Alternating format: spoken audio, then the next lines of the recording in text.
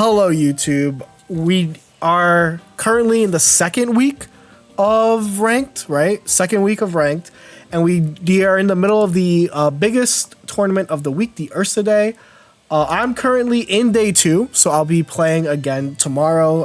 10 a.m. PST 1. But let's talk about first, we had 2 major tournaments. The Terremoto was like 700 plus players for some reason. But I think the biggest things I want to highlight here, besides like obviously what won, which was Buzzlord. You can tell if it's been a long day. Buzzwole, Pheromosa. This is kind of like a kind of unique take, right? Where they're running 2 Pheromosa. You're going to know when we switch over to my side that I'm running the Rocky Helmet version, but this is another way that you can play it. I think that this deck is, cemented itself as the best deck in the format in tournament. It is always the most used deck, and there's no defined good version. Hi, TikTok, soon. So I think it's really cool choosing to run 2 Erica, 2 Luzamine. I think 2 Luzamine is the best. That's my hot take. My bathwater lukewarm take, my Sydney Sweeney bathwater take, is that it's like 2 Luzamine feels like the most important supporter. And then everything else you can figure out. But still really cool to see them do good. I think the biggest thing I'm kind of interested in is this deck from Narumi, and we're gonna see it when we go over. We're gonna talk about Nihilego soon. But we're talking about this. So this deck here, it's been around. I've even talked about it in a previous video.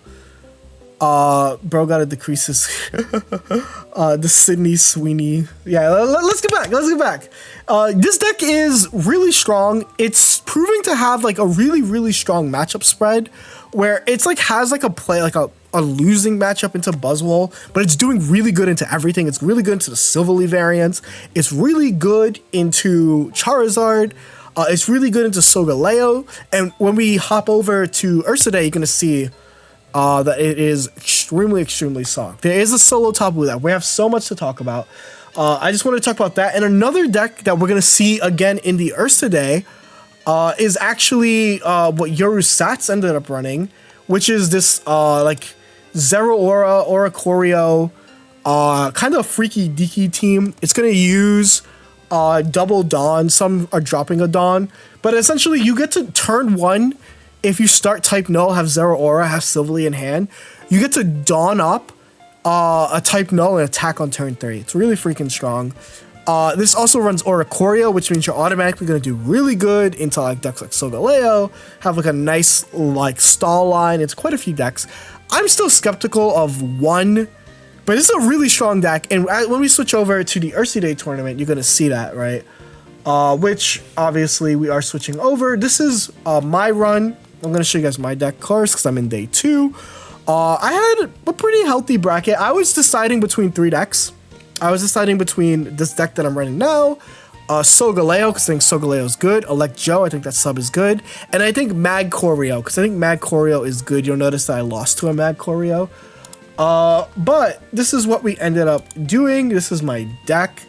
I ended up choosing to run Kartana. It's time to answer the question that I've been answering I've been streaming for 5 freaking hours. You'll notice that I'm running Giant's Cape Rocky Helmet. That's the biggest difference in my list besides the double Kartana. The Giant's Cape is so that Celesteela can live attacks like other Buzzwoles, can take another attack from like a Silvally, can also take attacks from Rampardos. It's just really good, really strong. Why tie? Because we were both guaranteed. Playing did not matter, so we tied our last round. So yeah, this deck is just really strong. Like I said, the most important thing is 2 Luzamine. I'm also running Red Card as opposed to Mars, and that's because I have a lot of supporters, way too many supporters, so I was like, let me not. But really strong deck. I beat every Buzzwole player I played, and I felt like Rocky Helmet was a big part of that. So really cool. Can't really talk much about it. You guys will obviously be able to see how I do tomorrow, but really proud of how I did with this deck, all things considered. Going over the standards, there's a few decks I wanted to talk about. Like I already said, reinforcing the fact that Guzzlord, there are 3 guaranteed Guzzlords for cut tomorrow, right? 1 using that same list, but there's also a 7-0 right here. I think they just have elected to tie, right? As you would tie. But they are using the Naganadel version, which runs a lot less supporters, which sucks, right? That's what happens when you're using these, is like you're more prone to bricking, but again, you have the explosive power of a Naganadel. Dealing 40 plus these like turn 1 is like really, really oppressive. Poison Barb is just really good. Like that's just like the takeaway. And you're allowed to play, it has a lot of decision makings. I think that if you like Dark Tina, if you like Buzzwole, and you're looking for another deck that has a lot of thoughts, like a lot of like turn-by-turn thoughts, it is this deck. As you see, extremely good into Silvally, extremely good into Solgaleo, and that's what this guy played. Aizen ended up having like a pretty similar bracket path, so really, really cool to see this deck do as good as it is. If you're looking for a deck to sneak onto ranked, of course, like I said, it does have like an evenish matchup into Buzzwole, but it does so good into everything else that it might be worth it. I farmed grass, right? Aizen also, I should have, they're in chat, they played against 3 grass players and kind of farmed them. So I might be lying to you, but test out the deck for yourself, right? That's the most important thing. If you guys are testing it, tell me how it goes in the comment section below. But other than that, other things from the meta that I want to talk about is Solgaleo Shiinotic was really strong. They haven't really changed their decks too much, right? They're all like pretty much on the same stuff. Some are running a Giant's Cape, some aren't. This one's actually the one that's doing the best, is running the Duskmane Necrozma, right? I talked about, I think actually a YouTuber, commenter, talked about this when I talked about Necrozma. I remember your comment. I remember because I read my comment section. Was that you guys were thinking about Necrozma as like the one of in this deck list, and it's good, right? It's the reason why you use it over the girl that cleans up, Magyarna, is that it's a consistent 100, so Giant Cape can't get over it, and it has 110 HP. So really cool to see this being used and also making it to, it's anti-Oricorio, right? Yeah. So extremely, extremely cool. Origin Dialga can also work, but I think what, like the drawback from this is not as bad. And I like that. I like the drawback on this one a little bit more, because it's just like you're just going to attach again and attack. Or you just switch out to Solgaleo and attack with Solgaleo in the back. So lots of cool thoughts there. Other than that, we are in an extremely diverse meta. I cannot stress this enough. Like this top 16 is like kind of insane. I'm in the top 16. This top 16 is kind of insane, like just from a diversity standpoint. Another deck that we kind of caught interest is Machm, who is running, you know, kind of a regular schmegular Oricore Buzzwole deck. And then they have Nihilego. So they're teching Nihilego into this deck, right? With the Poison Barbs. And this makes the matchup into Oricorio a lot better. It also is dealing 20 if you have a Nihilego on the bench, right? And it's also a one retreat cost. So it combos with Celesteela really well. This guy is the person who made the Darkiest deck. You know, they went 8-0. I told the story, they go 8-0. And then they just drop. It's the one that one of MST's first tournament wins. Really, really cool. Or second, I don't remember. But yeah, this is cooked. They're running double Erica, PCL, like no Gust. This is like, if you want a cool-ass deck that no one will see coming, this guy's decks are really good, right? Clyde here makes all the really cool graphics with guides, and they're vouching for it. So this guy's deck's really freaking good. We'll see what they do tomorrow. But yeah, I think that's like most of what I wanted to talk about. Like I said, like Oricorios are rising now because Solgaleo is proven to be a force. And because Solgaleo is proving to be a force, we're seeing decks like that Zeraora, which you see a few of them. We're seeing even Greninja Oricorio do good. And also this 18 trainers, I can't even take this seriously what I'm about to say, but this guy used 18 trainers Koko to make day 2.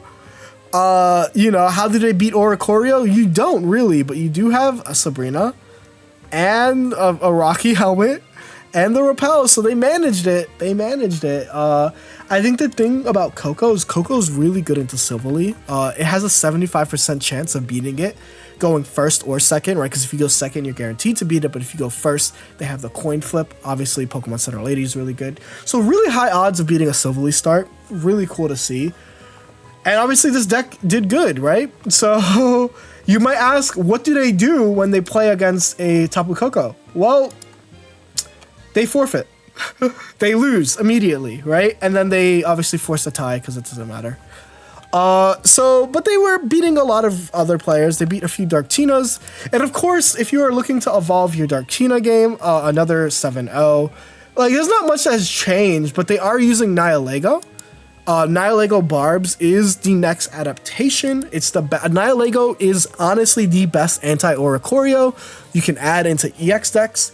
And it's proving, right? We have the double Barb and Nihilego. This deck actually being able to attack with Nihilego is a little bit different. But really, really cool that Darkrai Tina can still do it. I mean, it's just a bastion of this meta at this point. There's a few other cool variants of Dark Tina. I saw a little bit down here. I think they're also pretty high up, actually. Another player that we'll be seeing in day 2. 4-1, my goats wash. No, the tournament's I'm 6-1 now. I'm in day 2. You're late. You have a whole stream to catch up to, Nika. But yeah, as you can see, like I said, I can't stress it enough. Poison Barbs is just too damn good with this. So it's cool to see how Darkrai players always adapt.